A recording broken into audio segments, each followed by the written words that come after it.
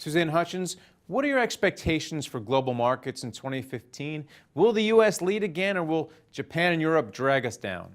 Well, I think conditions are going to be pretty challenging. We're already starting to see quite a lot of volatility in the market, what with the commodity price falling, etc., and China slowing down. So I think the US market, although relatively speaking, it looks a lot better than other markets.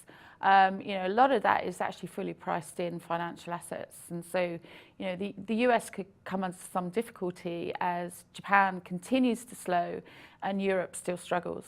Well, there's two themes that you're watching, and one of them is the debt burden for both corporations and individuals. Yeah. I thought everyone dug themselves out of that debt after the financial crisis, and now we are on a firmer financial footing. Well, you'd think so, wouldn't you? But actually, there's 30% more debt than there was back in 2008. And a lot of companies, zombie companies that really shouldn't have been kept alive, have issued a lot of debt to keep themselves alive, and we're seeing it particularly in the areas of the oil and gas space, in the high yield market.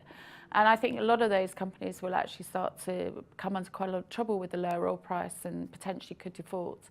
So again, that's another edge to the backdrop of volatility and uncertainty. And another theme that you're watching is companies that leverage technology. They're going to be the big winners in 2015, right? Well, I do think so. And also it's about companies and industries that are being disrupted by smart revolution. In the UK, for example, there's a lot of retailers that are suffering in a very big way because of lack of competitiveness, too many bricks and mortar, too many buildings, everyone's shopping online, or you've got new competitors in the market like Lidl, for example. So, we want to take advantage of the smart revolution effect, particularly companies that, have access to the emerging market consumer where wealth is really growing and people are feeling good about themselves. And then speaking of a revolution, right now the world is just spinning. People cannot figure out what to do about oil. So how will this play into investing in 2015? A lot of the oil companies are getting hurt, but consumers are feeling great.